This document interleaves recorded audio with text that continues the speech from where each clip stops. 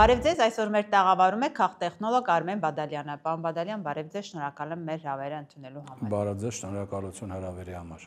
Պարոն Բադալյան, վերջի 2 օրը հայ հանրությունը ցնցվեց Փարաքարի համայնքապետի, նաև նրա ընկերոջ սպանության փաստով։ Շատերը դրանից հետո ընդդիմություն, իշխանություն, երբ որ մեկնաբանում էին, ընդդիմությունն ասում է այս իրավիճակում պատասխանատուն իշխանությունն էր, պետք է կանխեր հնարավոր նման զարգացումը։ Իշխանությունը պատասխանում է, որ ավելի շատ սա վենդետա է, մարդու մահը չպետք է քաղաքական շահարկման հարց դարձնել։ Այս ամեն ինչի պատասխանատուն միայն իշխանություններն են, թե պատասխանատուն դուք չեք կարող ասել ոչ իշխանությունը, ոչ ընդդիմությունը, որովհետև երկուսն էլ հասկանալի է, ասա քաղաքական նպատակների համար միմյանց դեմ օգտագործում են նորմալ է ցանկացած երևույթ իշխանություն եւ ընդդիմություն օգտագործում են իրենց քաղաքական նպատակները ելնելով եւ սլակ ուղղում են մյուսի նկատմամբ, բայց աշխարհում դեռևս երբ որ ընդդիմությունը ասում է պետք է կանխեր, հետո ոնց պետք է կանխեր, այսինքն ինչ պետք է նշանակել անվտանգության ծառայություն, ասենք Փարաքարի ինչ որ եթե ուրիշ բան է, եթե այո եղել են օպերատիվ տվյալներ, որ այտենց ինչ որ դեպք կարող է լինել, որտեղ ոստիկանությունն ու օպերատիվ հետախուզական աշխատանք պետք է որ իրականացնի, եթե իրանք իրականացնել են եւ իմացել են ու համապատասխան միջոցառումներ չեն ձեռնարկել, ասենք լրացուցիչ պահպանություն չեն ապահովել, այո պատասխանատվությունը կրում է ոստիկանության տվյալ կառույցի ղեկավարությունը, ոչ թե ասենք ներքին գործերի նախարարը կամ ոստիկանապետը։ Իսկ եթե չեն իմացել, ասենք օպերատիվ հետախուզական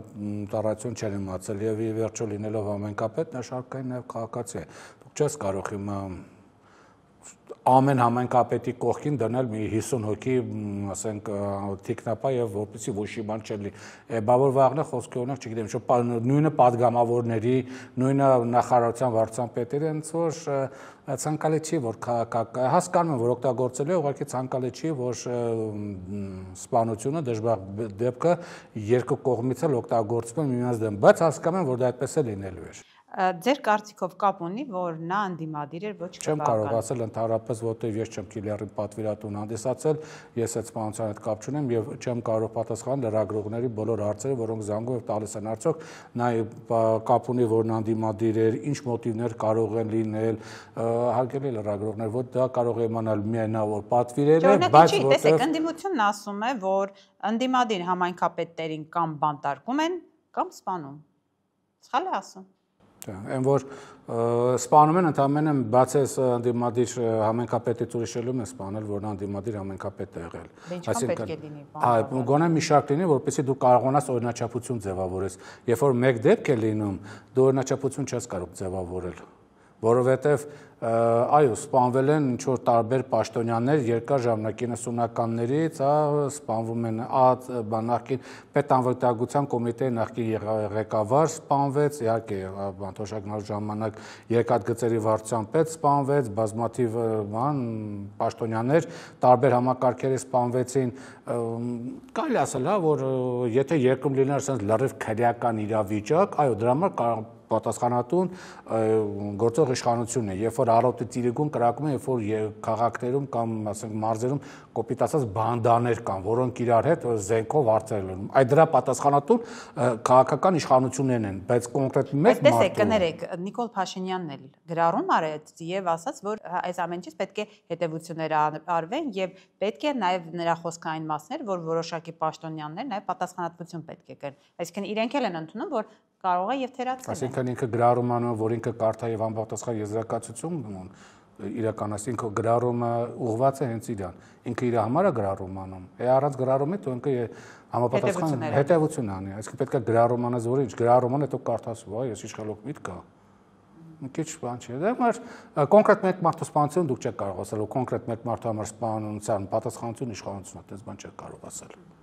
Այ բանդաների, կռիվների, կրիմինալների, փողոցում ինչ որ մեքենաները լավ չքշելու եւ այդ դրա պատասխանությունը այո քաղաքական իշխանությունն է եւ որովհետեւ համապատասխան ձևով չի աշխատացնում ոստիկանական կառույցները։ Այդ դրա պատասխանատվությունը քաղաքական իշխանությունն է, բայց դուք չեք կարող ասել կոնկրետ այս համայնքապետի սպանության համար պատասխանատվությունը կրում իշխանությունը, որովհետեւ չի ապահովել նրա անվտանգությունը։ Արդեն նշեցինք, անվտանգության ապահովելու համար պետք է համապատասխան տվյալներ ունենալ։ Եթե ունեցել է չի օգտագործել պատասխանատվի հետ տվյալ, ուրեմն ուրեմն ոստիկանության կառույցի ղեկավարը կարող է ունել ասել, որ իշխանությունը, որովհետև նա համապատասխան ոստիկանությունը, ասենք համապատասխան բարեփոխումներ չի ենթարկում եւ այլն, ինչ որ ձևով կարող է ունել։ Եթե ունեցել եք տվյալներ, եթե չեք ունեցել տվյալներ, իսկ այս պահի դրությամբ մենք գիտենք, որ սպանությունը չի բացահայտվել, իսկ դա նշանակում է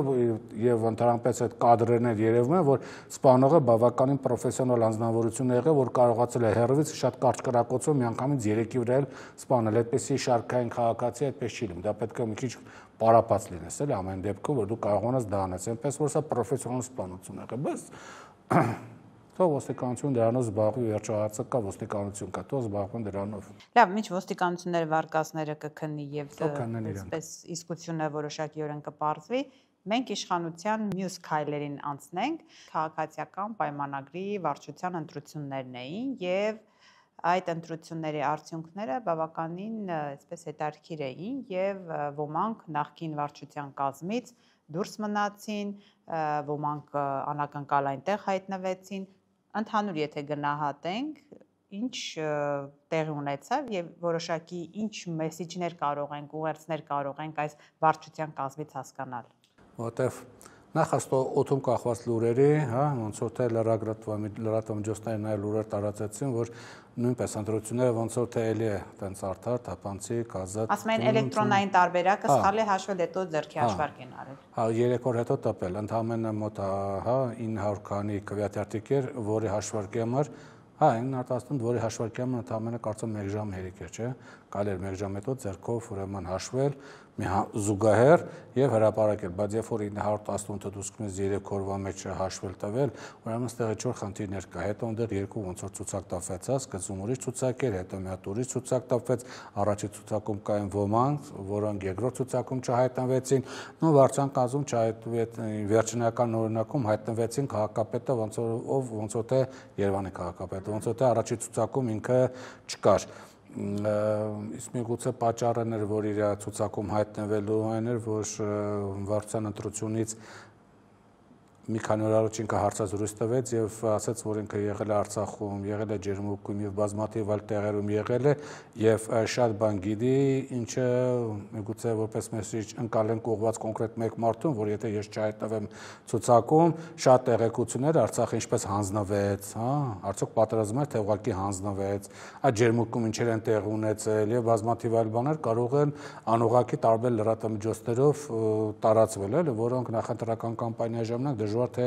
ցանկալի են գործող իշխանության համար։ Միգուցե դեր պատճառը, որ առաջի ցուցակում ոնց որ թե չկար, երկրորդ ցուցակում Երևանի քաղաքապետը եւ երկրորդ ցուցակում նա կար։ Ինչ վերաբերում է երկրորդ ցուցակում չլինելուն, երկրորդ ցուցակում չկար մի քանի հոգի։ Նախ ԵԿՄ ղեկավարը, ինչ է դա նշանակում, ամենայն հավանականությամբ դա կարող են գնահատել որպես երկրապահ կամավորական միության կառույցի լուծարման գործընթաց, որովհետև այդ կառույցը Արցախյան պատերազմի հետևանքի կամ ընթացքում արդյունքում ձևավորված կառույց է, կապ չունի, որ նա հենց այդ ընթացքում է ձևավորվել, որպես ինքը երևույթ, ասենք դրանից մնացած, կարող ենք ասել Արցախյան ուրեմն ազատագրական պայքարի արդյունքում մնացած կառույց է, իսկ ինչպես մենք գիտենք, Արցախի այդ ազատագրական պայքարի բոլոր այդ գործոնները, որոնք հիշեցնում են Արցախի ուրեմն այդ պայքարը լրիվ վերացում են, անգամ Արցախի կառավարության, անգամ ինչ որ ազգային ժողովի կայքերն են լրիվ ջնջում, շենքեր են փորձում վերցնել, նշում են, որ Արցախը չկա, Արցախի հետ կապված որևէ հարց միջազգային ուրեմն դատարաններում չեն քննարկում երկրապահներ, դրա հարցերից մեկն է եւ շատ հնարավոր է նա լուծարման սկիզբն է դրել, որովհետեւ երկրապահը, որը ներկայաց ղեկավարի կողմից ամբողջովին որպես կառույց բարոյրելակվեց եւ փաստացի ոչնչացվեց, հիմա ոնց որ ասում են իր գործը կատարվեց, հիմա նրանից կարող է շատ հանգիստ ազատվել, որովհետեւ մենք տեսանք, բայց կներեք, նախընտրական տարում արդյոք Նիկոլ Փաշինյանին պետք է երկրապահներին նեղացնել կամ այդ իսկ ինչ պիտի անեն իրանք, նրանց կարելի ընդհանրապես բան այդ կաշառերով իրանց կողմը գրավել, ինչ որ մի հատ ուրիշ կառույց տալ, փողը տալ, որտեվ եթե երկրապահ լուր մնաց Արցախի հանձնման գործընթացում, նրանք այլևս փաստացի դադարել են երկրապահի հոգեբանություն ունենալ, իսկ նրանց այդքան արդեն լուրջ պետք չի վերաբերվել էլի, նրանք հատկապես սրբազան շարժման ժամանակ չմոռանանք, այդ նոյեմբերյանում որոշակի դեպքեր եղան, պետք է որ հիշեք։ Եվ այնտեղ ոնց որ թե նոյեմբերյանի երկրապահներն էլ, չէ՞, մատերախառներ ժողովրդի մեջ մեքենա քշելու, ինչ որ այլ միջադեպեր հրահարելու, անենց որ միգուցե վաղուց երկրապահ արդեն վերածվել է Ոչ կուսակցական, ոչ այսպես երկրապահ կառույցի, տարբեր կառույցներ, բայց ոչ երկրապահ կառույցի։ Մեկը դա կարող ենք ասել, որ փաստացի այդ կառույցի լուծարման շրջաններ։ Երկրորդը, որ դուրս մնաց, ԱԺ պատգամավորը, ով սեփական դիրքորոշում չեմ ասում ժողովրդի կողմից, ժողովրդին դեմ եւ այլն, սեփական դիրքորոշում ուներ, որը հակասության մեջ մտավ ԱԺ ԽԳ-ի հետ եւ ի վերջո նրան դուրս արավերեցին, որովհետեւ ԿՊ վարչությունը ինքը վարչապետի ենթակաների կամ ստրուկների, քաղաքականան ստրուկների միություն է, այնտեղ ես ունեցող մարդ չի կարող լինել, բոլորը պետք է խոնարհեն եւ եթե վարչապետը ասում է մի երկու անգամ ծապտավեք, պետք է ավելի լավ ծապտան, որովհետեւ գիտեք չէ, ասենք Հյուսեյն Կորեմ, երբ որ Կիմչեն Իրի ուրեմն հայրը մահացել էր, այնտեղ եւ թաղման արարողակարգ էր, այդ արարողակարգից հետո ոմանք ձերբակալվեցին, որովհետեւ լավ չէին լաց լինում, էլ ասենք ինչ որ շատ արդյունքներ չէին տապում, ինչպես մենք տեսանք համագումարին, երբ որ վարչապետը մի քանի անգամ մարդկանց ասում էր մի երկու անգամ ծապտվեք, դա ասում է 3 անգամ պետք է գեցի ասեք, լավ չեք ասում։ Հա, դե տենում եք, սկսում ենք դրանից, հետո կասի լավ չեք ժպտում ինձ, այ ձեր ինչ որ աչքերի մեջ ես կարծում եմ դավաճանական ուրեմն աներ ինչ որ էլեմենտներ բան, եւ նման հոգեբանությամբ կառույցի մեջ չի կարող լինել մարդ, որը դիրքորոշում ունի, կապ չունի, ասենք խաղային բիզնեսի նկատմամբ չի կարող ինքը դիրքորոշում ունենալը, որը յուրահատուկ դիրքորոշում է, չի նշանակում վարչապետին դեմ է, չի նշանակում կողմ է, ուղղակի նա յուրահատուկ է եւ ԱԺ-նախագահի դեմ է կամ մյուսների դեմ է, եթե դու այսօր դեմ ես, հա, ինչ որ ԱԺ-նախագահին, ուրեմն վա կարող է դեմ լինես իրեն։ Իսկ դա ներելի չէ, դրա համար ինքը միանգամից դուրս մնաց, չնայած իհարկե պատճառաբանեց, թե ուշ էր ինչ որ հա, այնտեղ հա, դա խնդրական կամպանիա իրականացնել, թե չէ մյուսները ասես մեռել են, էլի, ասես մի 6 ամիս առաջ նախընտրական կամպանիա։ Ամռանը նրան քարոզարշավ էին։ Այո, շատ ակտիվ քարոզարշավ էր, այդ մի падգամավորն էր, էլի, որ մի 5 րոպե ուշացել էր քարոզարշավից։ Այսինքն ինքը դուրս մնաց եսի պատճառով, մեկը դուրս մնաց փոխքաղաքապետը Երևանի փոխքաղաքապետը չմտավ վարչանկազմի մեջ, որովհետև իր կառավարման գործընթացում ցույց տվեց, որ ինքը այն գործիչը չի, որ կարող է փոխարինել քաղաքապետին, որովհետև գաղտնիք չէր, որ իրան հենց դրել էին անհրաժեշտության դեպքում Երևանի քաղաքապետին իրանով փոխարինելու համար, բայց դա տեսան, որ ինքը իրանից ախր вообще ոչ մի բան չի ներկայացնում, ընդհանրապես էլի, դրա համար ասեն գնա էլի, ուղղակի գնա սոսոպուս Եվ հետաքրքիր է, որ նաև հա պարզվեց, որ 30,000 դրամ ընդամենը անդամավճար չմուծելու համար վարչության անդամին, որ միջև հիմնադիր անդամին թույլ չեն տվում անգամ շենք մտել, հետաքրքիր թույլ տվել են գոնե հեռադիտակով շենքին էլ, թե Ճասմեն մեր մոտ հավասարություն է, օրենքը բոլորի համար է։ 30,000 չի տվել եւ դուրը մտելուց ասում ես դու 30,000 վճարել ես, չէ, ուրեմն հաջողություն այն կողմ գնա, անգամ թույլ չեն տվել կողքից ինչ որ հեռից այդ նայել, էլ, այսինքն նայել ցույց տվեցին, որ ինքը իրենց ոչ մի բան չի ներկայացնում, չնայած տվյալ падգամավորը հիշում եք մի որոշ ժամանակ առաջ ինչպես էր գոռում ապացուցում, որ երկրորդ նախագահի հայրը թուրք է եւ հա падգամավորի տեղ ունեցավ նրա որդու տեղ ունեցավ միջակայքը թուրք էր միջանցքերում հարցակում է լրագրողներին բրբրթում է ցույց տալով որ ինքը արժանի է լինի ցուցակի մեջ բայց ասեն չէ դու արժանի չես 30,000 ինչ դավադրական հա իդեպ 30 արծաթի պատմություն էլ կա էլի ինչ որ դրա հետ կապված ասոցիացիաներ կան հա ասոցիացիաներ կա 30,000 30 արծաթ հա միգուցե պատահական է 30-ը կամ միգուցե դրա հետ է կապված այսինքն մարդիկ որոնք որ չեն մտել Այդ պատճառով նաև հետաքրքիր է, որ ասենք ԱԺ նախագահան հա մոտապես ներքևի ցուցակներում է գտնվում եւ իրանից ավելի բարձր իր տեղակալը ավելի բարձր վարկանիշ է ստանում, ասենք, քան ինքը երևի սան էլ հասկացնում են, որ հանկարծ իրական լուրջ չհասկանաս, էլի, թե դու ԱԺ նախագահ ես ու իրական սահմանադրությամբ թիվում է գործիչ ես, էլի, դու ընդհանրապես շարքային մարդ ես, որ ուղղակի նիստ վարող ես, էլի, ԱԺ նախագահ չես, հա, գնա ֆորֆորարի, բայց ուրեմն դու նիստ վարող ես։ Իդեպ, եթե կհիշեք, հենց ձեր մոտ նշել է նախկինում Գելապի հարցում կար, որտեղ ազգային ժողովի աշխատանքը դրական էին գնահատել ուրեմն այդ հա 25%, իսկ հիմա այժմ նախագահան ավելի ցածր բան է ձայն է ստանում իր տեղակալից պարզվեց աշխատանքի բարձր վարկանիշ նրա տեղակալներ պահում։ Այո, Ռուբինյանն էր պահել եւ Հայկ Կոնջորյանով, այո, Կոջանում էլի։ Եվ շատ հետաքրքիր է, որ վարչապետի կամ տվյալ դեպքում կուսակցության նախագահ երկու տեղակալները, որոնք ընդհանրապես 18 թվականին տարբեր ճամբարներում են եւ ծաղրում են, հիմա ավելի մեծ վարկանիշ ունեն ԿՊ-ի մոտ, քան ասենք ԿՊ-ի հիմնադիր անդամները, որոնցից մեկը բնիկ ԿՊ-ականները։ Հետագայում չեմ զարմանա, երբ որ ասենք կինո ցուցադրվի նախընտրական կամպանիայի ժամանակ, ասենք հեղափոխական փրկիչ է, որտեղ լրիվին ուրեմն ռետուշով գջնջեն իր հետ քայլած բոլոր մարդկանց կամ մոնտաժ կանեն եւ կերևա որ մենակ մի հոգի եկավ, սենց արեց եւ իշխանություն անցավ ժողովրդին, իսկ մյուսները բայց օբյեկտիվ բան չկա այդ ամեն ինչի մեջ, պարոն Բադալյան, տեսեք, Նիկոլ Փաշինյանի հեղինակության հաշվին են բոլորը ընտրություններում հաղթում, գալիս իշխանության։ Հիմա ասում եմ, եթե ամեն ինչ իմ հաշվին է, ինչ եք ուզում իմ դափնիները կիսեն բոլորի մեջ։ Իր հեղինակության եւ վարկանիշի հաշվին են իշխանության իսկ 18 թվականին որ փողոցը փակում են ինքներ մենակ վազելով բոլոր փողոցները միաժամանակ փակում թե այնտեղ ուրիշ մարդիկ էլ կան որոնք տանվետ տարբեր փողոցներ կազմակերպում են դրա փակման աշխատանքը թե մենակ ինքներ վազում Բաղրամյան հետո վազելով գնում ինչ ուրիշ կայարան հետո վազելով գնում էր Ավաններ փակում հետո վազելով գնում էր մի հոգի այստեղ այնտեղ եւ ամեն օր հա եւ մարզերը վազելով հայտում էր այդ մենակ ինքներ անում թե այնտեղ ուրիշ մարդիկ էլ կան իսկ միգուցե ուրիշ մարդիկ էլ կային որոնք նույնչափ գործընթաց են իրականացրել 18 թվականը, ասենք գոնե այդ գործընթացը իրականություն դարձնելու համար, որոնք հիմա հետագայում իրանց այսպես հոգեբանության պատճառով հաղթանակի պսակը տվել են կոնկրետ մեկ մարդուն։ Իսկ միգուցե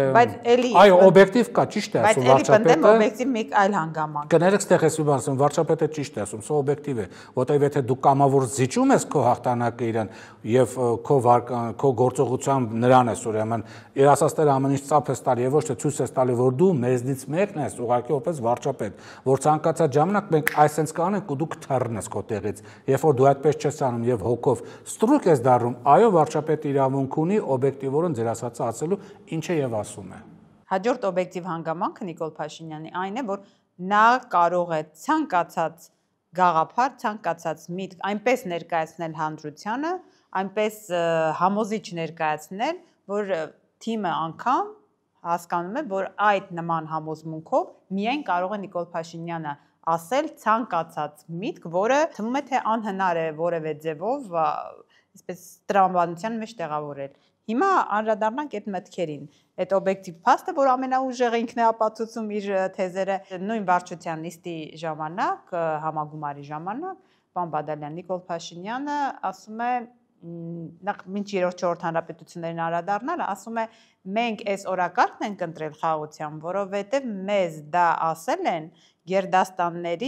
գերդաստանները սնուցող մայրերը եւ նրանց թիկունքում կանգնած հայրերը։ Հիմա որը մայրերը, որոնց երեխաներին սպանվեցին Արցախում։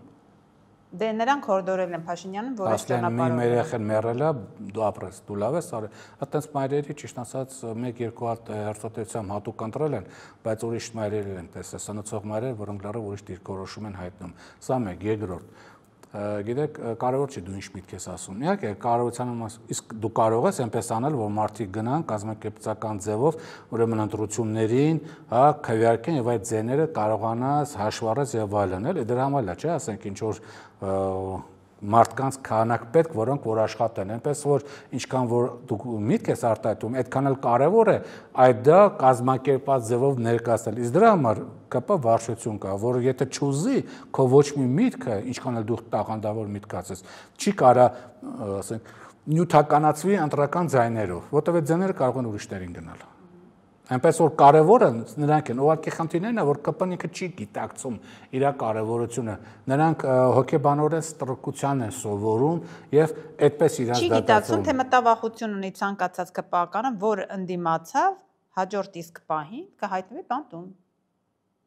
Իսկ եթե նրանք ընդդիմացան եւ վարչապետը հայտնվի բանտում, ինչ վերաբերում է իր 3-4 հանրապետության ասելը, ստեղ ճիշտ են, եթե հիշում եք առաջին անգամ դա 4 հանրապետություն շրջանառության մեջ մցեցով։ Առաջին որ 18 թվականից հետո մի հատ նախագահ ունեցենք է, հիշում եք 4-րդ հանրապետության իր հոդվածը։ Արմեն Սարգսյանը։ Այո։ Եվ չգիտեմ, հիշեք թե չհիշի, որ երեխաների հետ մառոժն պահպահակերություն եւ այլ տեսմենտ նախագահ կար, որը 4-րդ հանրապետության թեզը մցրեց, ուրեմն, հա, այդ շրջանառության մեջ։ Ինչ որ անում է վարչապետը ինքը մի գծով անում է շատ տրամաբանորեն իր ուրեմն ծրագրից, այն ծրագրի համաձայն այն ծրագրի, որը բերվել է։ Այն է Արցախը հանձնվեց եւ վերջ, Զանգեզուրը հանձնման գործընթացում է, ռուսական ռազմական ներկայությունը պետք է չզոկացվի։ Այս ամեն ինչը դու չես կարող ասես քայլերով, դու պետք է փաթեթավորես։ Ինքը փաթեթավորում է դա 4-րդ հանրապետություն, խաղաղություն եւ նման ուրեմն քարոզչական հնարքներով, ինչը նորմալ է, հանցագործություն չէ, իրավունք ունի։ Բայց այդտեղ մի ուրիշ բան վերցնենք կարևոր մի գործընթաց, դա այն է, որ Հայաստանի ինչքան ասեն 4-րդ, 5-րդ, 6-րդ հանրապետություն, այս պայծրությամբ նշում են 4-րդ, դա հարտակոսանոց Իդեպ կներեք, իրավական որևէ ձևակերպում չկա դրան։ Իրենք դա չէ, դա PR կամպանիա է, նորմալ է։ Չէ կարող լինել իրավական ձևակերպում, որովհետև դա նախընտրական բան է, քարոզարշավին, որտեղ քարոզարշավը փաստացի սկսված է։ Քարոզարշավի տերմինաբանությունից է բխում, ասենք տրամաբանությունից է բխում, շատ նորմալ է, որ քաղաքական ուժը իր ծրագրերը տարբեր փաթեթավորմամբ 4-րդ հանրապետություն եւ այլ ձևով, հա, ինչ որ սնուցող մայրեր եւ այլ ներկայացնում է իր ընտրազանգվածին կամ անընտրազանգվածին, որի ձայները ակնկալում են։ Նորմալ երևույթ է, հանցագործություն չի կատարում, որովհետեւ խնդիր չկա, այստեղ ինչ որ ծաղրել, այստեղ ինչ որ բան չկա, նորմալ քաղաքական ուժը իրականում դա այդպես է ներկայացնում։ Համագումարը նախընտրական մեկնարկ է։ Այ համագումարը նախընտրական մեկնարկ է, շատ նորմալ է, բայց այստեղ մի կարևոր հարց կա։ Կարևոր հարցը կայանում է նրանում, որ Հայաստանը չի գտնվում, ասենք Խաղաղ օվկիանոսյան կղզիներից ինչ որ վրա կամ ինչ որ Կենտրոնական Ամերիկա, ինչ որ, հա, այնտեղ մի տարածք, որ քաղաքական որևէ կարևորություն չի ներկայացնում, չէ։ Նայեք, սա շատ կարևոր է ներկայացնում։ 18 թվականից հետո ձևավորվում է տարածաշրջանում մի հատ այսպես գործընթաց է տեղի ունենում, որի մեջ տեղավորվեց 18 թվական։ Եվ հիմա կասեմ, թե ինչի կապ ունի հիմա այսօրվա հետ, էլի, այնպես չի, որ օզուտ ուղղակի բանը հուշերի գիրքն են կանցնում։ Նայեք, 18 թվականին գլոբալիստները Եվրամիությունը եւ Միացյալ Նահանգներում են միացյալ գլոբալիստական գործընթաց կա։ Նրանց թիրախը Ռուսաստանն էր եւ մասնակիորեն Իրանն են, չի, զուտ ռեսուրսների համար Ռուսաստանը ունի 75 տրիլիոն դոլար ռեսուրս, գազ, նավթ, ածուխ, օգտակար հանածոներ, հազվագյուտ մետաղներ, իր եւ իր տարածքինքից եւ այլն, Իրանն էլ ունի բավական մեծ քանակությամբ նավթագազային ռեսուրսներ եւ այլն։ Ռուսաստանի ցանկությունը իջնել դեպի հարավ, ուրեմն, հա, Իրանի հետ, հյուսիս-հարավ այդ ճանապարհը, որ անցնում է Հայաստանով, Ադրբեջանով, Կասպից ծովով, Ղազախստան, Թուրքմենստանով գնում է դեպի Աֆրիկա, ինչպես նաև Սուեզի չէ, բանի ջրանցքով, նեղուցներով, Ստամբուլյան այդ Էգեյան ծով եւ այլն Դարդանելի նեղուցներով դուրս է գալիս մինչերկրական ծով եւ Աֆրիկա։ Խնդիրը մեկն էր, Ռուսաստանին թույլ չտան, որպեսզի ինքը կապվի գլոբալ հարավի հետ, Աֆրիկա, ասենք, հա, ինչ որ երկրներ։ Կարող է կապվել Վլադիվոստոկով նավերագան կամ Արխանգելսկով, շատ դժվար է, իստեղ ծովով էլ կապվել համար Թուրքիայի թույլտվությունն է պետք։ Հիմա նայեք, ստեղծվում է մի հատ գոտի։ Գոտին սկսվում է Մոլդովա, Ուկրաինա, հատկապես Օդեսա, Նիկոլաև, Սևծով, Անդրկովկազ, Վրաստան, Հայաստան, Ադրբեջան, Կասպից ծով, Կենտրոնական Ասիա։ Նաև ուրեմն այս գոտին, որ գլոբալիստներն են ստեղծում, ոչ միայն ասենք ռուսական, նաև իրանական, Իրանի դեմ էր, հետագայում ակնկալելով այդ գոտում ստեղծել հակառուսական, հակաիրանական ուրեմն վարչակազմեր, որոնք կպայքարեն։ Նաև Կենտրոնական Ասիա ռեսուրսը տանել դեպի ուրեմն շրջանցելով Ռուսաստան, Իրանը տանել դեպի Եվրոպա, ասենք տանել իրենց։ Նաև այնտեղ Չինաստանին ինչ որ չափով նեղել, որտեղ Չինաստանը Կենտրոնական Ասիայում ազդեցություն ունի։ Այս գոտին պատրաստելու համար խանգարում էր մի գործոն, դա Ղարաբաղի գործոնն էր, որը օգտագործվում է Ռուսաստանի կողմից, հա, Հայաստան-Վրաստան ազդեցությունը ունենալու համար, եւ երկրորդ գործոնը Հայաստանում ռազմական ներկայացումներ, ինչ տեղ ունեցավ 18 թվականին փոխեցին իշխանությունը, իշխանահանձնման ուրեմն գործընթացով, ոչ մի հեղափոխություն չէր եղել։ Երաշխիքով, որ հետագայում իշխանություն հանձնած քաղաքական ուժին քրեոլիգարխից եւ ոչ մեկը բանտում չհայտում, ինչպես էլ եղավ, ոչ մեկը բանտում չհայտնվեց, բոլորը գնացին տարբեր գործակները, հարցը փակվեց։ Չնայած այն ինչ որ քրեական դատական գործեր կան, ասում են ապօրինի գույք է վերադարձվել։ Հա, ով է կոնկրետ ներկայացում, հա, վերադարձից կոնկրետով է բանտում հայտնվել։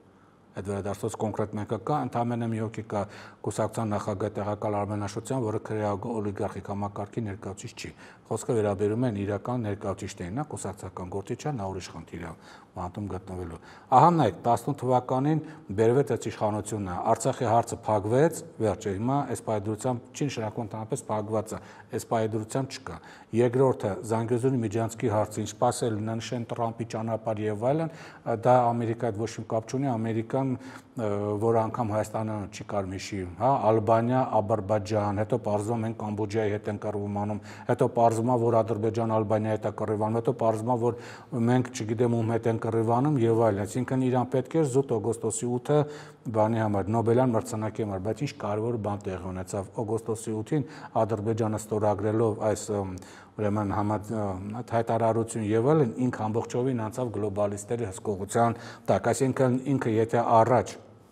լինելով Թուրքիայի կցորդը ինքը մի քիչ այսպես կոմպլիմենտարություն էր խաղում Ռուսաստան, ապա դրանից հետո տեսակ չէ Ադրբեջանը ընդգծված Ռուսաստանի դեմ քաղաքականություն իրականացում, չնայած Ռուսաստանին որոշակի բիզնես շահեր կան, դա չի նշանակում որ Ռուսաստանի դեմ է բիզնես շահեր չունեն, չէ, բիզնես որոշակի շահերի տեսակներից մենք տեսնում ենք Ռուսաստանում ինչ ադրբեջանցիների դեմ որոշակի գործողություններ են սկսել բիզնեսմենները թողնում են համայնքներ, ինչի համար ասա, տեսեք 2010-ական թվականներին Ռուսաստանում սկսեց տարածվել գլուխ բարձրացնել մի տեսակետ,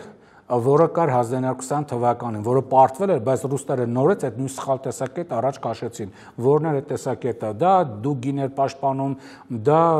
Սլուցկիներ պաշտպանում, որպես LDPR-ի ղեկավար Մարկովներ պաշտպանում, բազմաթիվ այլ գիտական, քաղաքագիտական դիրքորոշումներ, այն է, մենք Ադրբեջանի եւ Թուրքիային մեր կողմը գրավենք եւ դրա միջոցով մենք նրանց փոխենք գլոբալիստներից, որ նրանք գան Եվրասիական միության մեջ, ԵԱՏՄ, ՀԱԲ դառնանեսնտերը Ռուսաստան դիրքը ստեղ ամբարապնդվի կենտրոնական Ասիան մեր լինի։ Մի անգամ դա փորձեցին։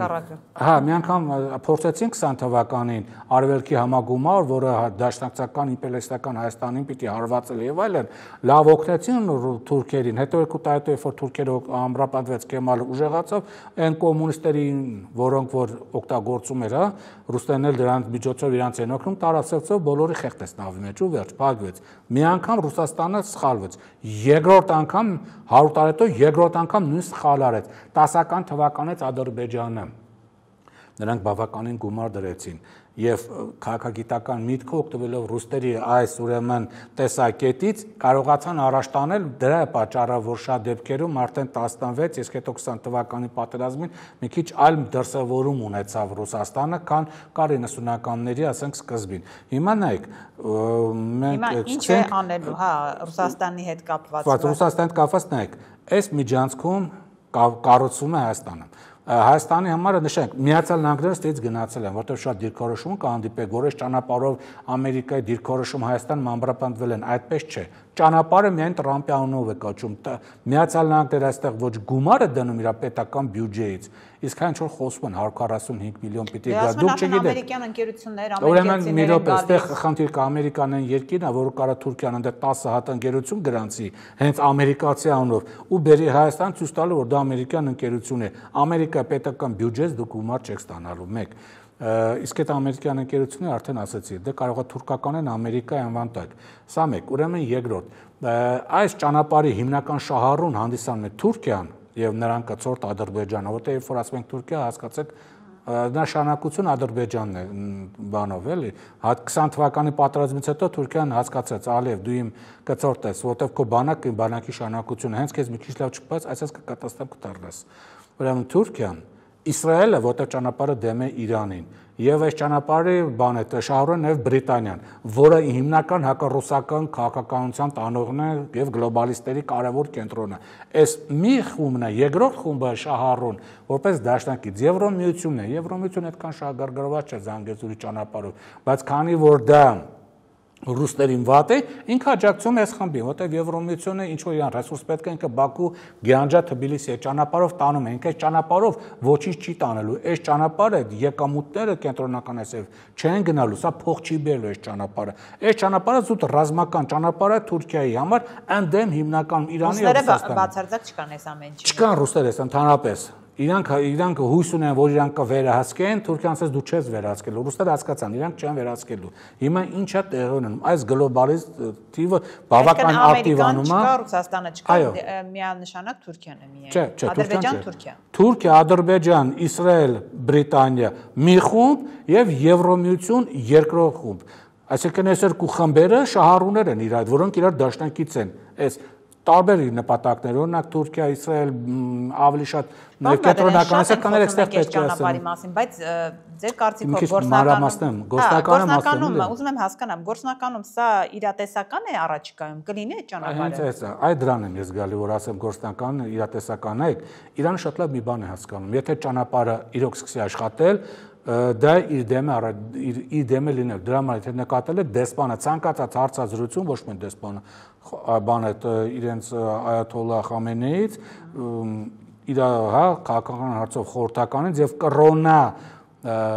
զինվորա քաղաքական թևից, բացի լիբերալ թևը, որի ներկայացուցիչ է Փեզեշկյանը, այդ ամբողջ թևը միանշանակ մերժում է եւ Արաքսի ցավով զորքերը պան, որպեսզի ուժով չբացեն, որովհետեւ եթե բացեցին Հյուսիս հարավը կտրվում է,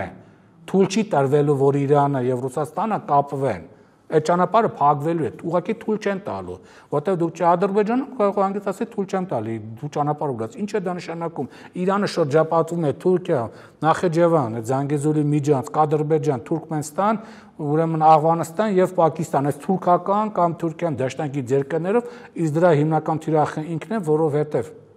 այս 12 օրվա պատերազմի ժամանակ բան այդ Իսրայելի նախագահ Նեթանյախուն ու վարչապետը նախագահ չէ, որ բան արեց, հանդիպեց Իրանի շահի այդ ժառանգներն եւ ասաց, որ հարգելիս դու կգնաս Իրանի ղեկավար, հեսա կտապալվի այնտեղ կրոնապետությունը, բայց իմացի դու լինել ես Թեհրան ու շրջակայքի ղեկավար, այն մյուսները քեզնից դուրս են գալի։ Իրանը հասկանում է այս ճանապարհը դրան է բերում։ Առաջին իր հյուսիս արևմտյան այդ ատրպատական այդ Հավրիս կենտրոնով, որի թիրախն է դառնում հենց այս ճանապարհը։ Դրա համար ինքը կատեգորիկ դեմ է դրան այդ ճանապարհին եւ Միջանցքին դեմ է, ասում է, հա, ճանապարհը խնդրեմ, մաքսավորոտո դնի, նայենք ինչ է տանում, զենքա տանում, զենք չի տանում, ֆիքսվի։ Բայց Ադրբեջանը ասում է, չէ, ես Միջանցք եմ ուզում, Միջանցքը պետք է լինի, որ դու չվերահսկես եւ երբ ուզեմ գամ, այդ ճանապարհի վրա ինչ ուզեմ դնեմ, ինչ ուզեմ անեմ։ Սա նաեւ Ռուսաստանի դեմ է, որովհետեւ եթե ուշադրություն դարձեք, նաեւ Ադրբեջանը հիմա շատ ասեցի հակա, չնայած իհարկե արտաքինի ցույց են տալու, որ ռուսները լավ են, Իրանը լավ են, բայց ինքը փակվել է հյուսիս-հարավ Ադրբեջանի տարածքով գնաց կա, որը Ռուսաստանից պետք է գնար Ադրբեջան, այնտեղ Իրանի տարածքով միանար Իրանին, Իրանը դադարեցրել է աշխատանքը։ Թուրքմենստանը բավականին ակտիվ ձևի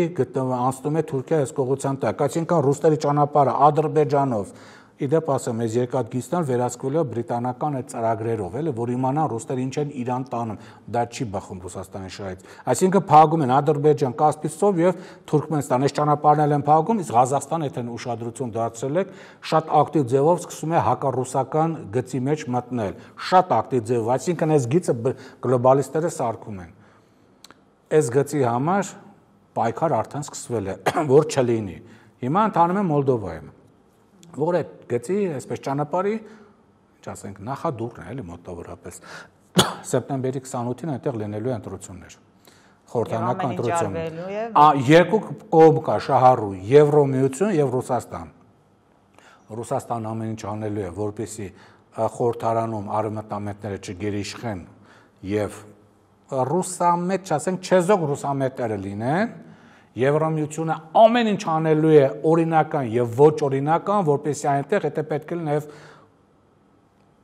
ուժային տարբերակով, բայց պահի խորհրդարանը, պրո-արևմտյան խորհրդարանը թույլ չտալու համար, որ այնտեղ ռուսական ուրեմն ներկայություն լինի։ Ռուսական կողմը, ում շանսերն են մեծ ձեր կարծիքով։ Գիտեք, կան տեսակետներ, որ ասում են, որ արևմուտքի շանսերը մեծ են, որտեղ երբ որ տեսնեն, որ չեն կարողանում, նրանք ուղղակի զոր կմտցնեն պարլամենտը կցրեն։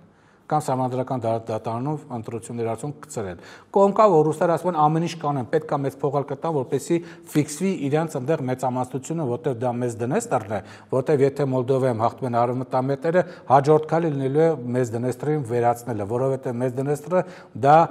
Մոլդովայի Ղարաբաղն է։ Ոնց որ Արցախը վերածվեց որպես գործոն եւ Ռուսաստանի դիրքերը վերացվեցին։ Մեզ դրստրել են վերացնելու, եթե Ռուսաստանը չի կարողանում վերահսկել Նիկոլաև, Օդեսա այդ մարզերը։ Եթե վերջերս Գերասիմովի մի հատ քարտեզեր կախել, եթե տեսել եք Օդեսան ու Նիկոլաևը իր մեջ ընդգրկում են։ Եթե նա ինքը վերցնում է երկու մարզերը, որը քեզ կասկածել է կվերստի թե չէ, չեմ կարող ասել, բայց եթե վերստի ինքը կփրկի մեզ դրստրել, եթե չէ, մեզ դրստրան այսպես ոնց որ Ղարաբաղցիները ճապրոկը ձեռքին կարող են քշել։ Եթե ռուսները այնտեղ հաղթեցին կմնա այդ հարցը։ Եթե ռուսական կողմը պարտվում է, ռուսները ուրեմն պետք է վրեժ լուծեն արևմուտքից։ Այս գոտի մեջ արևմուտքից վրեժ լուծելու միակ տարբերակը ըստ պայմանությամբ Հայաստանն է։ Այդ դրա համար բոլոր լրագրողներին ինչպես կարող է լուծել իշխանափոխության միջոցով։ Այդ դրա համար, երբ որ լրատվական միջոցներ հարց ունեն, ԿՊ-ի համագումարում սենց դիրքորոշում եղավ, խոսքի օրինակ այսպիսի, հա, 3-րդ կամ 4-րդ հանրապետություն են ասում, էս են ասում, վարչապետը սա է կարող անել, այդ դա ինչպես կազմի ընտրությունների արդյունքների վրա։ Այս պահի դրությամբ ես կխուսափեմ պատասխանել, թե ինչպես կազմի, որովհետև ես դեռևս չգիտեմ, թե սեպտեմբերի 28-ից հետո դե մի 15 օր էլ պետք է լինի, մինչև Մոլդովայում ընտրությունները սահմանադրական դատարան այդ գործընթացները գնան իշխանություն ձևավորվի, լավ, ասենք հոկտեմբերի վերջ, բայց դրանից հետո ռուսական ուշադրությունը էականորեն ազդելու է Հայաստանի, ասենք թերքվելու դեպի Հայաստան։ Դա լինելու է ուզեն իշխող քաղաքական ուժը թե չուզի, ընդդիմությունը ուզի թե չուզի, միջամտությունը երկու կողմից լինելու է։ Մի կողմից արդեն կա, եթե արևմուտքը վերցնե Մոլդովան, ինքը ջանքեր է գործադրելու վարչապետ իշխանությունը ստեղ պահպանելու համար, որտեղ այս միջանցքի ծրագիրը պետք է իր դաշնակից Թուրքիա, Անգլիա, ասենք Իսրայելի այդ դաշնակիցներին եւ հակառուսական։ Հիմա սա ասենք, եթե բանալինում, ասենք այդ այնտեղ ռուսները հաղթում են, ստեղ առավել եւս քայլեր են ձեռնարկելու իշխանության փոփոխության գործընթաց իրականացնելու համար, որովհետեւ հասկանում են վարչապետի համար այս ընտրությունները կենացմահու հարց են, հազդապես իր համար։ Եվ միգուցե Իսկ գուցե Նիկոլ Փաշինյանը կարողանա լեզու գտնել։ Չի կարող լեզու գտնել։ Ինչու՞։ Որովհետև մի քանի անգամ փորձը ցույց տվեց, որ նա Մոսկվայում ուրիշ բան ասում եւ հենց գալիս են գլոբալիստները, անմիջապես Միացյալ Նահանգները գլոբալիստները լրիվ անցնում են նրանց հսկողության տակ, այսինքն նա արդեն գիտեին բոլորում է, որ նա վստահելի չէ։ Ամեն կողմում ասում են, որ դու ցանկանում ես լսել, իսկ դա արդեն սպառվել է։ Իսկ այստեղ պետք է լիներ մեզ։ Արդեն վերջին շրջանում ակտիվ շփվել ռուսական։ Չի շփվում ռուսական բաներ։ Ինչու այսօր գնացել է Ռուսաստան, մինչ այդ Պեկինում բավականին լավ ջերմզրուցում էր Պուտինի հետ, Այսինքն ինչ պետք է աներ Պեկինում Պուտինը պետք է ինչ-որ մուրճով խփել վարչապետի գլխի։ Չէ, տեսեք, Պուտինը կարող էր ինչպես Ադրբեջանի ղեկավար Ալիևի հետ սառնել շատ, նույն ձևով նաև Հայաստանի ղեկավարի հետ լինել։ Իսկ միգուցե պետք է որ այսօր հրավիրել Մոսկվա, իսկ միգուցե այստեղ պետք է ինչ-որ մի բան ասել։ Սա չի նշանակում, որ իրանց կարող է հաջողվի Հայաստանի իշխանափոխություն անել։ Սա պետքա ֆիքսենք։ Այնպես չի, որ հաջողվեց ամեն ինչ անել, բայց այստեղ խնդիր կա, որ եթե քաղաքական ուժը մնում է, անկախ ինչ են իրենք հայտարարում, ապա այս տարածքը, որը արդեն ասում է գլոբալիստեն հսկողության տակ, չի կարող լինել հապկի անդամ միանշանակ, իսկ վարչապետը դա արդեն ասեց համագումարում, որ մենք հապկից դուրս գալու գործընթացը կհասնենք ավարտին։ Երկրորդ, չի կարող այստեղ մնալ ռուսական ռազմական ներկայացում, անկախ ԱԺ նախագահան ինչ կասի, այստեղից թե բազան, թե սահմանապահ զորքը դուրս է գալու գլոբալիստների տարածքում, չի կարող լինել իրենց թշնամի երկրի Ռուսաստանի ռազմական ներկայացում։ Դուք կարծում եք Ռուսաստանից ուղիղ այդ մեսիջը տրվում է Փաշինյանին, օրինակ հիմա գնացել է, որ դուք այս քայլերով տանում եք ամեն ինչ, որ ռազմաբազան դուրս պետք է գա, այսինքն վարչապետը կասի չէ, այդպես բան չկա, վարչապետը կասի չէ, ինչ բազան 1000 տարի մնալու է։ Այ հունիսի 7-ին որ դուք ինձ օգնեք ընտրեմ, կտենեք ոնց է բազան մնում։ Հունիսի 8-ին կասի, դե հիմա բազանը պետք է դուրս գա, հիմա մենք խաղաղություն ենք հաստատել էլի։ Այսինքն եթե իրեն հարմար կլինի այդ պահին, ինքը խոսումներ կտա։ Ընտրվելու դեպքում կարող է այլ բան տեղ ունենալ։ Ոչ թե հաստատ է տեղ ունենալ։ Այդ պարագայում ռուսները վստահություն չունեն այլևս նրա խոսքի հանդեպ։ Ոչ, ընդհանրապես ոչ մի վստահություն չկա եւ շատ լավ իրենք հասկանում են այս տենդենսը ուր է գնում։ Իրանք շատ լավ դա հասկանում են։ Այս գործընթացը հասկանում են։ Նախ մի հատ հստակեցում։ Մենակ Հայաստան իշխանափոխություն էլ հարց չի լուծի։ Հայաստանը բավականին թուլացած պետություն է։ Շատ են թուլացել իշխանությունները։ Եվ եթե ընդունենք Իրան հեռացվեց եւ եկավ X գործիչը, որը ասենք Պուտինի մոտ անձնական մեծ վստահություն ունի, Հայաստանը այնքան է թուլացած, որ Թուրքիա, Իսրայել, Բրիտանիա, որ մի կողմից, Ադրբեջան մյուս կողմից Ղազախստան սխմեն, Հայաստանը կարող է անկամ իշխանություն փոփոխության դեպքում չկարողանա դիմանալ։ Իհարկե ինքը ռազմաքաղաքական դաշինք Ռուսաստանն իրան հետ կկնքի եւ այլն, բայց կարող է ինքը չկարողանա եւ այս միջանցքը քանդելու համար երկրորդ հիմնական թիրախ այս պայդրությամբ դառնում է Ադրբեջանը, որտեղ եթե Ադրբեջանի հարցերը չի լուծում, մենակ Հայաստանի իշխանապողությունը էլ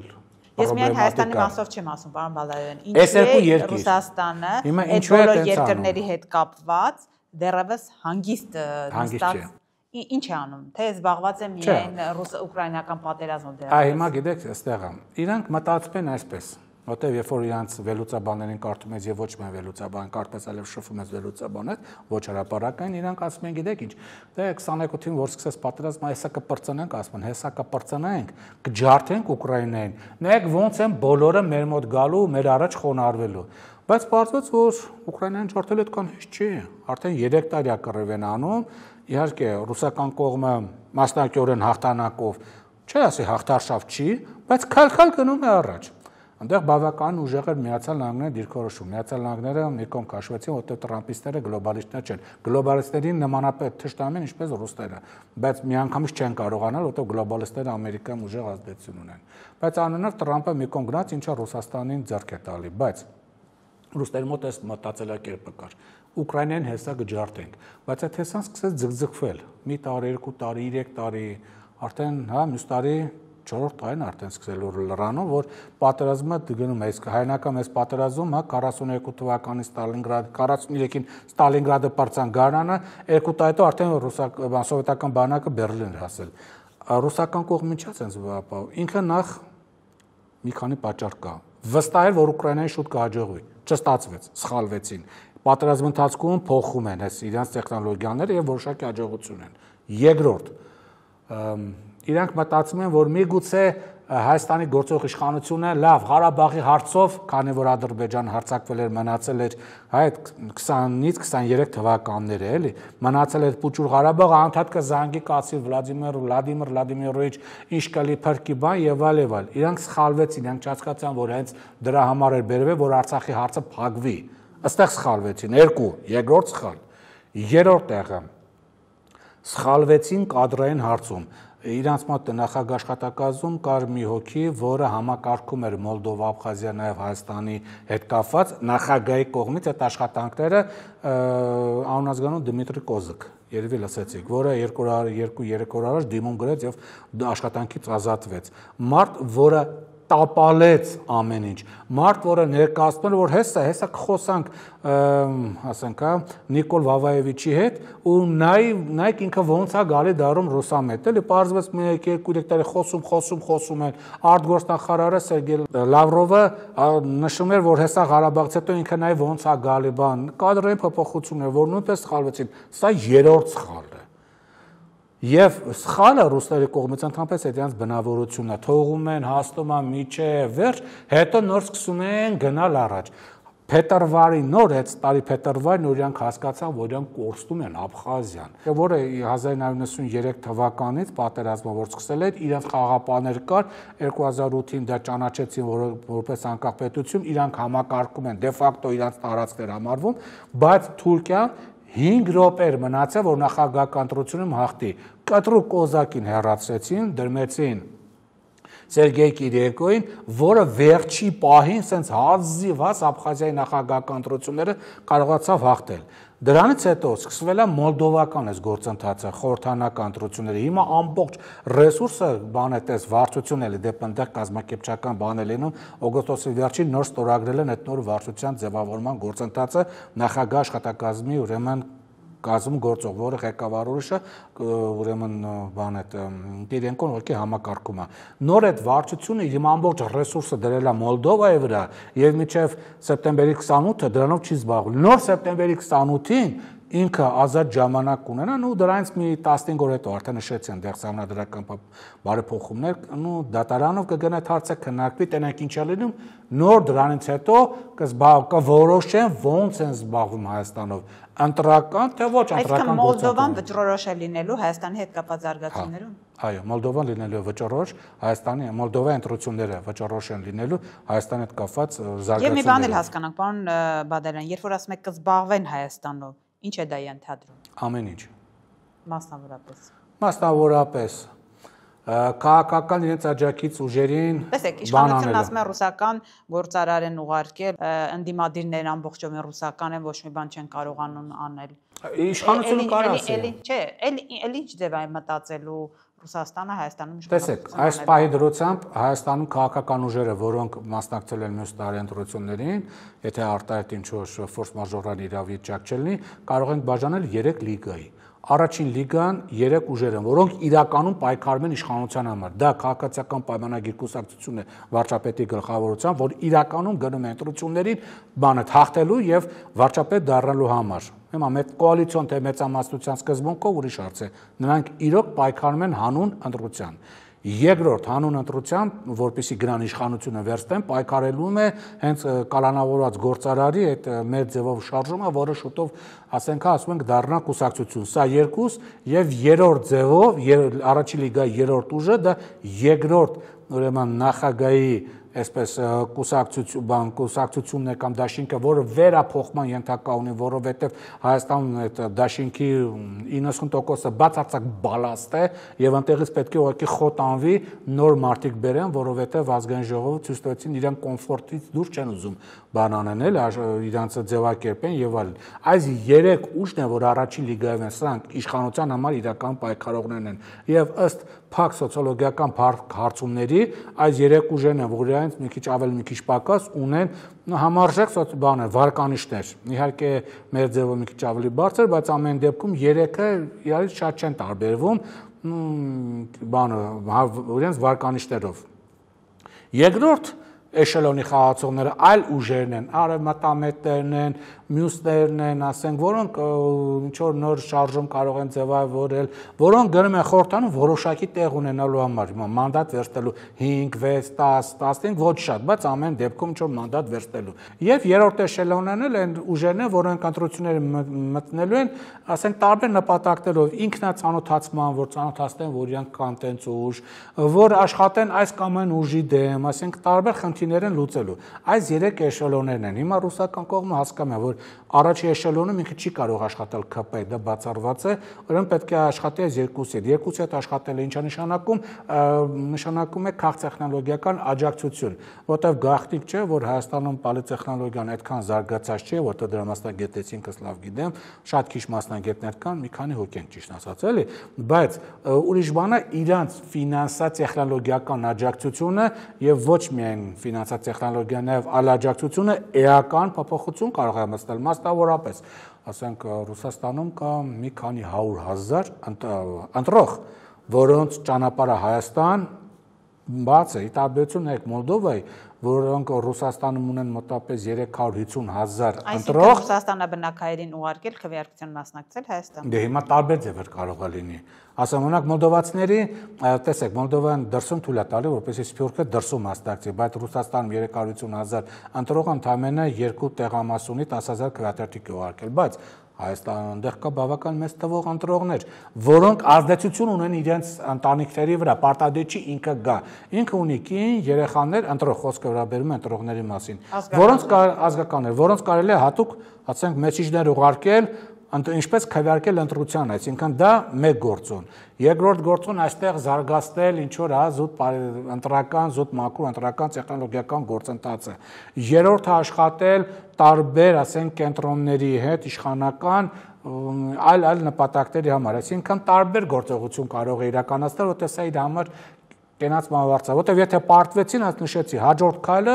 իրանց համար շատ բացական է լինելու, արդեն բազաների դուրս գալիս, բազա մենակ այնպես չէ, որ դուրս եկավ։ Դուրս եկար, դու կարող ես 100 տարի էլ չկարողանաս ներս գաս։ Սա էլ խնդիր կա մեկ, երրորդ, եթե ռուսական բազան դուրս եկավ, չկա ոչ մի երաշխիք, որ Իրանը չի մտի, բայց սա պետք է նայենք, իսկ եթե Իրանը կունենա այդքան ուժ մենակ, որ Թուրքիա, Բրիտանիա, Իսրայելի դեմ եւ Ադրբեջանի դեմ կարողա չունենա, այդ դեպքում դու լրիվ անցնում ես թուրք-բրիտանական հսկողության տակ։ Դրա համար ասեմ, իրանց համար, բայց մի բան պետք է նշեմ, քաղաքական են ուժերը, որոնք ուզում են աշխատել, նրանք երկու դաշնակից հավասարաչափ պետք է ունենան, ինչպես Ռուսաստան, այնպես էլ Իրան, որտեղ առանց Իրանի թույլ տվության եւ աջակցությամբ դու այստեղ իշխանություն չկարողանաս փոխել անկախ Ռուսաստանի ցանկությանը։ Այսինքն բավականին այստեղ աշխատանքներ կան անելու եւ դա կերևա Հա, եւ դրա համար քննարկել զուտ ԿՊ-ի համագումարում այս թեզիսները ինչպես կաշխատի։ Անեն զարգացում կարող է նգուր ընդհանրապես մոռանաք ընդհանրապես թե ԿՊ-ն ինչեր իրենց ներկայացնում։ Շնորհակալ եմ։ Խնդրեմ։